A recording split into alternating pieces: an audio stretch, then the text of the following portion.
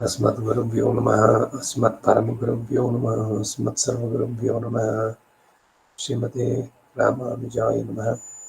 श्रीमान् वेङ्कटनाथार्यः कवितार्किककेसरी वेदान्ताचार्यवर्यो मे सन्निधत्तां सदा हृदि। गुरुभ्यः तद्गुरुभ्यश्च नमो वाग्मनीमहे मणिमहे च तत्राद्यो दम्पती जगदाम्बरी स्वशेषभूतेन मया स्वीः सर्वपरिच्छदैविदातं प्रीतमात्मानं श्रीमान् प्रथमते स्वयं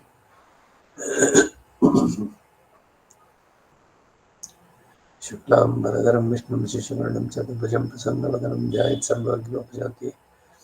यस्य द्विरदवक्त्राद्याः पारिषद्याः परशतं निघ्नन्ति सततं विश्वक्सेनन्तमाश्रये।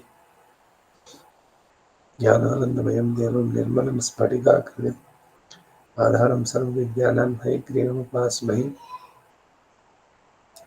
व्यासं वसिष्ठनप्तारं शक्तेः पौत्रं कल्मषं पराशरात्मजं वन्दे शुकतातं तुपोनिधम्। व्यासाय विष्णुरूपाय व्यासरूपाय विष्णुवे नमो वै ब्रह्मनिधये वासिष्ठाय नमो नमः।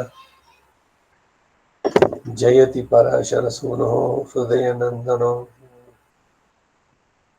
सत्यवती हृदयनन्दनो व्यासः यस्यास्य कमलगलितं वाङ्मयममृतं जगत्पिबति। नारायणं नमस्कृत्य नरं चैव नरोत्तमं देवीं सरस्वतीं व्यासं ततो जयमुदीरयेत्। कृष्णं कमलपत्राक्षं पुण्यश्रवणकीर्तनं वासुदेवं जगद्योनिं नौमि नारायणं हरिं। कृष्णाय यादवेन्द्राय ज्ञानमुद्राय योगिने नाथाय रुक्मिणीशाय नमो वेदान्तवेदिने। सागत्यमर्जुनस्य च कुर्वन् गीतामृतं ददौ लोकत्रयोपताराय तस्मै कृष्णात्मने नमः। सर्वोपनिषदो गावो दुग्धार्थो सुदिग्भोक्ता दुग्धं गीतामृतं महत्। नमोऽस्तु ते व्यासविशालबुद्धे प्रह्लादविन्दायतपत्रनेत्र येन त्वया भारततैलपूर्णः प्रज्वालितो ज्ञानमयप्रदीपः।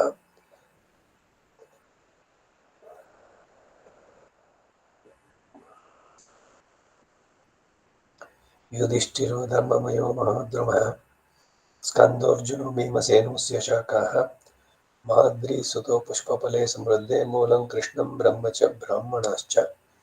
भीष्मद्रोणतटा जयद्रथजना गान्धारनीलोत्पला शल्यग्राहवती कृपेण मैथिली कर्णेन वेलाकुल अश्वत्थामविकर्णघोरमकरा दुर्योधनावर्तिनी सोत्तीर्णः खलु पाण्डवैर्णनदी कैवर्तके केशवे धर्मे च अर्थे च कामे च मोक्षे च भरतर्षभ यदि हास्ति तदन्यत्र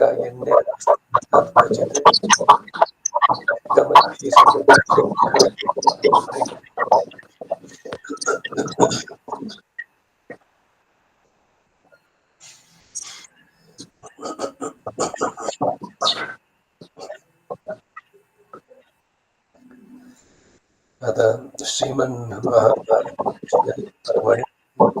युद्धपर्व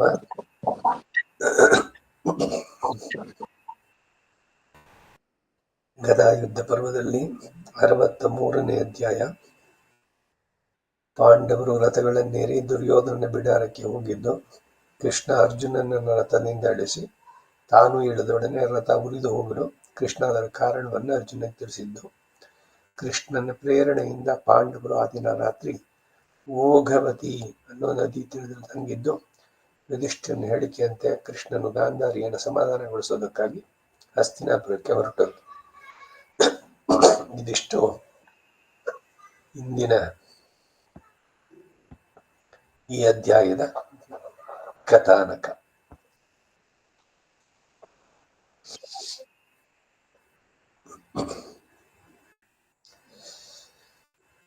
ದುರ್ಯೋಧನ ವಧೆ ಆಗಿದೆ. ಆಮೇಲೆ ಪರಸ್ಪರ ಅವರುಗಳೆಲ್ಲ ಮಾಡಿದ್ದು ಎಲ್ಲ ಹಿಂದೆ ಮುಂದಕ್ಕೆ. ರಾಜರೆಲ್ಲರೂ ಸಂತೋಷದಿಂದ ಶಂಖಗಳನ್ನು ಓದುತ್ತಾ ತಮ್ಮ ತಮ್ಮ ನಿವಾಸಗಳಿಗೆ ಹೋದರು. ಪಾಂಡವರೊಡನೆ ಯುಯತ್ಸು, ಸಾತ್ವಿಕಿ, ನಿನ್ನ ಮಗನ ಬಿಡಾರಕ್ಕೆ ಹೊರಟರು. ದುರ್ಯೋಧನ ಬಿಡಾರಕ್ಕೆ ಇವರೆಲ್ಲ ಹೊರಟು. ದೃಷ್ಟದ್ಯುಮ್ನ, ಶಿಖಂಡಿ, ದ್ರೌಪದಿ ಪುತ್ರ ಮತ್ತು ಇನ್ನೂ ಇತರರು. ಶೂರರು ತಮ್ಮ ತಮ್ಮ ಬಿಡಾರಗಳಿಗೆ ಹೊರಟರು. ಆಮೇಲೆ ಆ ಪಾಂಡವರು ಜನಶೂನ್ಯವಾದ ರಂಗಸ್ಥಳಕ್ಕೂ ಉತ್ಸವ ಶೂನ್ಯವಾದ ಪಟ್ಟಣಕ್ಕೂ ಸರ್ಪಗಳಿಂದ ತುಂಬಿದ ಮಡುವಿಗೂ ಸಮಾನವಾಗಿ ಕೇವಲ ಸ್ತ್ರೀಯರಿಂದಲೂ ಮತ್ತು ನಪುಂಸಕರಿಂದಲೂ ಕೆಲವು ವೃದ್ಧ ಮಂತ್ರಿಗಳಿಂದಲೂ ಕೂಡಿದ್ದ ದುರ್ಯೋಧನ ಬಿಡಾರವನ್ನು ಪ್ರವೇಶಿಸಿದರು.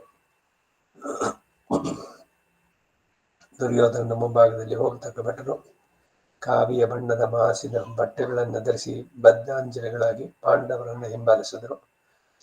ರಥಿಕ ಶ್ರೇಷ್ಠರಾದ ಪಾಂಡವರು ಕೌರವರಾಜನ ಬಿಡಾರವನ್ನು ಸೇರಿ ಅಲ್ಲಿ ತಮ್ಮ ರಥಗಳಿಂದ ಇಳಿದರು. ಯಾವಾಗಲೂ ಪಾಂಡವರಿಗೆ ಪ್ರಿಯ ಕಾರ್ಯಗಳನ್ನೇ ಮಾಡುವುದರಲ್ಲಿ ಜಾಗರೂಕನಾದ ಕೃಷ್ಣ ಅಲ್ಲಿ ಅರ್ಜುನನ ಕುರಿತು, ಏ ಭರತ ಕುಲತಿಲಕ, ಇನ್ನು ನಿನ್ನ ಗಾಂಡಿವನ್ನು ಇಳಿಸ್ಬಿಡು, ಅಕ್ಷಯವಾದ ನಿನ್ನ ಬತ್ತಳಿಕೆಗಳೆರಡನ್ನೂ ಕಳಚಿಡು, ನೀನು ಈಗಲೇ ಈ ರಥವನ್ನು ಬಿಟ್ಟು ಇಳಿದು ಬಿಡು, ಆಮೇಲೆ ನಾನು ರಥದಿಂದ ಇಳಿತೇನೆ, ಇದರಿಂದ ನಿನಗೆ ಒಳ್ಳೆಯದಾಗತ್ತೆ ಎಂದ.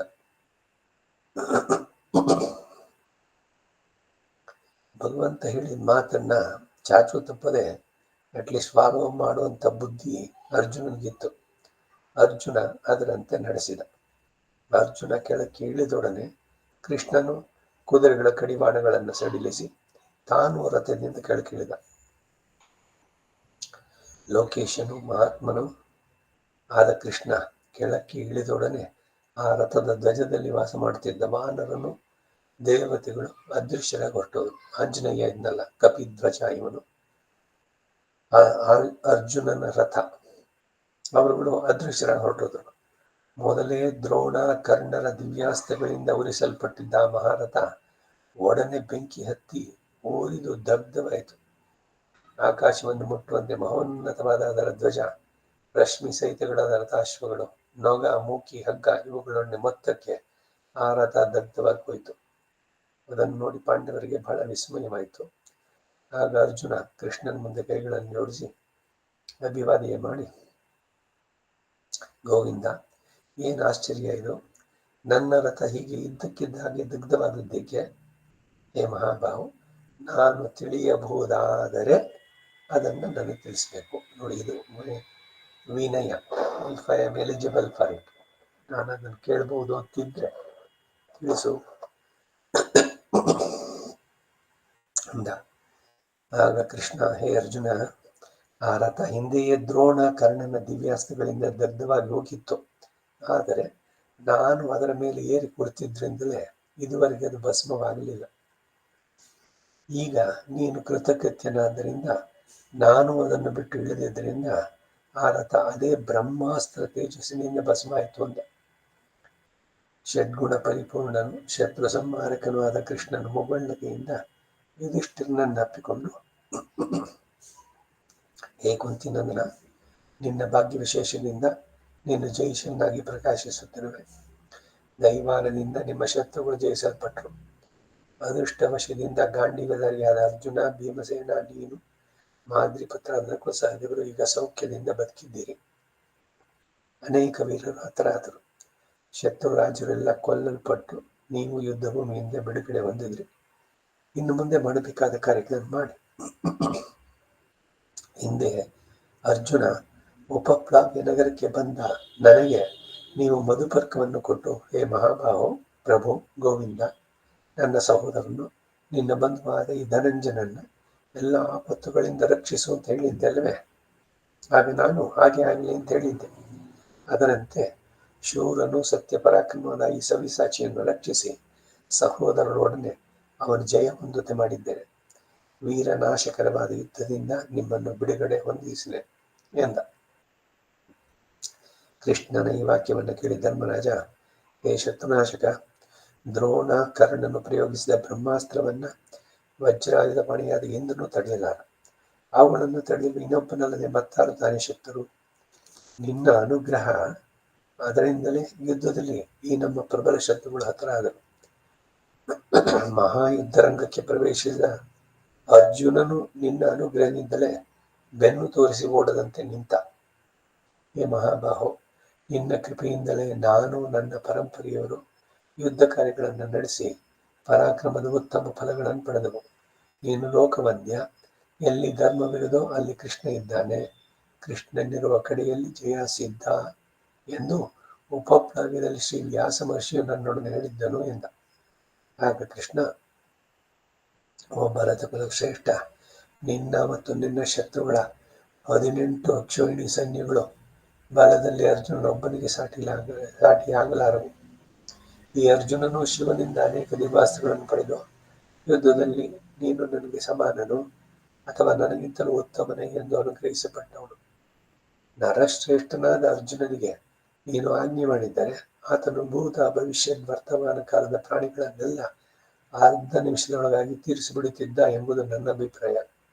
ಕೋಪಗೊಂಡ ಅರ್ಜುನ ಅರ್ಧ ನಿಮಿಷದೊಳಗಾಗಿ ಭೀಷ್ಮ, ದ್ರೋಣ, ಕೃಪ, ಕರ್ಣ, ಅಶ್ವತ್ಥಾಮ, ಜಯದ್ರಥಾದಿಗಳೆಲ್ಲರನ್ನೂ ಕೊಲ್ಲಲು ಶಕ್ತಿ ಉಳ್ಳವನು. ಈ ಅರ್ಜುನನು ದೇವಾಸುರ, ಯಕ್ಷ, ರಾಕ್ಷಸೋರಗರೊಡನೆ ಕೂಡಿದ 3 ಲೋಕಗಳನ್ನು ಜಯಿಸಲು ಶಕ್ತನಾಗಿರುವಾಗ ಇನ್ನು ಈ ಸಾಮಾನ್ಯ ಮನುಷ್ಯರ ಪಾಡೇನು? ನಾನು ಆಗಾಗ ಪ್ರೇರಿಸ್ತಾ ಇದ್ದಾಗಲೂ ಆತನು ಅವರನ್ನು ಕೊಲ್ಲಲು ಸಮ್ಮತಿಸಲಿಲ್ಲ. ಹಾಗಾದದ್ದು ವಿಧಿವಶದಿಂದಲೇ. ಆದ್ದರಿಂದಲೇ ಶತ್ರುಗಳು ಅಧಿಕ ಬಲಶಾಲಿಗಳಾದರು. ಈ ವಿಷಯದಲ್ಲಿ ನಾನು ಎಷ್ಟೋ ವಿಧದಲ್ಲಿ ಹಿತವಾಕ್ಯಗಳನ್ನಾಡಿದೆ. ನನ್ನ ವಿಷಯದಲ್ಲಿ ನೀನು ಸರ್ವ ಅನುಗ್ರಹವನ್ನು ತೋರಿಸಿದೆ. ಆದ್ದರಿಂದಲೇ ಈತನು ಶತ್ರುಗಳನ್ನು ಜಯಿಸುವಂತಾಯಿತು. ಮಹಾಭಜಬಲವುಳ್ಳ ಅರ್ಜುನನು ನನಗೆ ಸಮಾನನೇ. ಮಹೇಶ್ವರನಿಂದ ಅಸ್ತ್ರಗಳನ್ನು ಪಡೆದ ಈ ಅರ್ಜುನನು ಯಾವುದಂತಾನೆ ಮಾಡಲಾರ ಎಂದ. ಆಮೇಲೆ ಪಾಂಡವ ಸೇನಾವೀರರು ನಮ್ಮ ಬಿಡಾರವನ್ನು ಸೇರಿ ಬೊಕ್ಕಸಗಳನ್ನು, ಅಪರಿಮಿತವಾದ ರತ್ನ ಸಮೂಹಗಳನ್ನು ಕೈಗೊಂಡರು. ಬೆಳ್ಳಿ, ಚಿನ್ನ, ರತ್ನ, ಮುತ್ತು, ಆಭರಣಗಳು, ರತ್ನ ಕಂಬಳಿಗಳು, ಜಿಂಕೆ, ಹುಲಿ ಮುಂತಾದವುಗಳ ಚರ್ಮ, ಆನೆ, ಕುದುರೆ, ರಥ, ಉತ್ತಮವಾದ ಹಾಸಿಗೆ, ಅಸಂಖ್ಯಾತರಾದ ಸೇವಕರು, ಸೇವಕಿಯರು, ರಾಜಸುಖಕ್ಕೆ ಬೇಕಾದ ಇದರ ಉಪಕರಣಗಳು, ಅಪರಿಮಿತವಾದ ಧನ ಸಂಪತ್ತು ಇವೆಲ್ಲವನ್ನು ದೋಚಿಕೊಂಡು ಅಟ್ಟಾಸ ಮಾಡುತ್ತಿದ್ದು ಕೊನೆಗೆ ತಮ್ಮ ತಮ್ಮ ವಾಹನಗಳನ್ನು ಬೆಚ್ಚಿ ದಣಿ ಬಾರಿಸಿ ನಿಶ್ಚಿಂತರಾಗಿದ್ದರು. ಹೇ ಮಹಾರಾಜ, ಆಮೇಲೆ ವಾಸುದೇವನು ಇನ್ನು ನಾವು ನಮ್ಮ ಬಿಡಾರದವರೆಗೆ ವಾಸಿಸುವುದೇ ಕ್ಷೇಮಕರ ಎಂದು. ಹಾಗೆ ಆಗಲಿ ಎಂದೇಳಿ ಪಾಂಡವರು ಕೂಡ ಸಾತ್ವಿಕಿ ಕೃಷ್ಣನೊಡನೆ ಬಿಡಾರದಿಂದ ಹೊರಗೋದರು. ರಾಜ, ಆಮೇಲೆ ಪಾಂಡವರು ಪುಣ್ಯಕರವಾದ ಓಘವತಿ ನದಿಯನ್ನ ಸೇರಿ ಅಲ್ಲಿಯೇ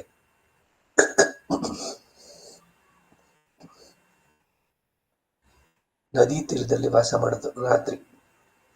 ಆಮೇಲೆ ಯುಧಿಷ್ಠಿರ ಕಾಲೋಚಿತವಾದ ಒಂದು ವಿಷಯವನ್ನು ಆಲೋಚಿಸಿ, ಹೇ ಮಾಧವ, ಶತ್ರುಶಿಕ್ಷಕ, ನೀನು ಸಮ್ಮತಿಸೋದಾದ್ರೆ ಈಗ ನಮ್ಮ ಮೇಲೆ ಕೋಪದಿಂದ ಜ್ವಲಿಸುವ ಗಾಂಧಾರಿಯನ್ನು ಸಂತೈಸಲು ಈಗ ನೀನು ಅಲ್ಲಿ ಹೋಗೋದುಕ್ತ. ಭಗವಂತ ಸಕಾರಣಗಳಾದ ಸಮಯೋಚಿತ ವಾಕ್ಯಗಳಿಂದ ಈಗಲೇ ನೀನು ಗಾಂಧಾರಿಯನ್ನು ಸಮಾಧಾನಪಡಿಸಬೇಕು. ಈಗ ಪಿತಾಮಹನಾದ ವ್ಯಾಸನು ಅಲ್ಲಿದ್ದಾನೆ ಎಂದು ಪ್ರಾರ್ಥಿಸಿ ಶ್ರೀಕೃಷ್ಣನನ್ನ ಹಸ್ತಿನಾಪುರಕ್ಕೆ ಕಳಿಸುವುದು.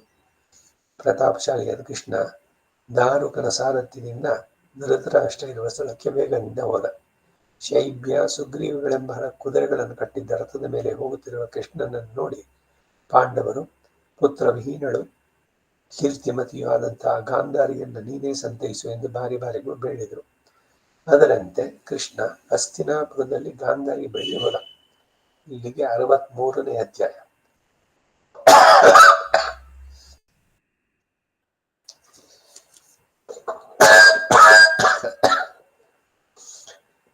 ಅರವತ್ನಾಲ್ಕನೇ ಅಧ್ಯಾಯ. ಗಾಂಧಾರಿಯನ್ನು ಸಮಾಧಾನಪಡಿಸಬೇಕಾದ ಕಾರಣ. ಕೃಷ್ಣ ಗಾಂಧಾರಿಯನ್ನ ಧೃತರಾಷ್ಟ್ರನನ್ನು ಸಂತೈಸಿ ಪಾಂಡವರ ಬಳಿಗೆ ಹಿಂತಿದ್ದು. ಈ ಅಧ್ಯಾಯನ ಮುಂದಿನ ವಾರ ನೋಡೋಣ. ನಾಳೆ ದಿವಸ ಒಂದು ಕ್ಲಾಸ್ ಇಲ್ಲ, ನಾಳೆ ಒಂದು ದಿವಸ, ಮತ್ತೆ ಬುಧವಾರ ಸೇರೋಣ. ಇವತ್ತೆಲ್ಲ ಸ್ವಲ್ಪ ಕೆಮ್ಮು ಜಾಸ್ತಿ ಆಗಿದೆ, ಆದ್ದರಿಂದ ಈ ಒಂದೇ ಕ್ಲಾಸ್ಗೆ ನಿಲ್ಲಿಸ್ತಾ ಇದ್ದೇನೆ. ವಸುದೇವ ಸುತಂ ದೇವಂ ಕಂಸ ಚಾಣೂರಮರ್ದನಂ ದೇವಕಿ ಪರಮಾನಂದಂ ಕೃಷ್ಣಂ ವಂದೇ ಜಗದ್ಗುರು. ಕವಿತಾರ್ಕಿಕ ಸಿಂಹಾಯ ಕಲ್ಯಾಣ ಗುಣಶಾಲಿನೇ ಶ್ರೀಮತೆ ವೆಂಕಟೇಶಾಯ ವೇದಾಂತ ಗುರವೇ ನಮಃ. ಸರ್ವಂ ಶ್ರೀ ವಾಸುದೇವಾರ್ಪಣಮಸ್ತು.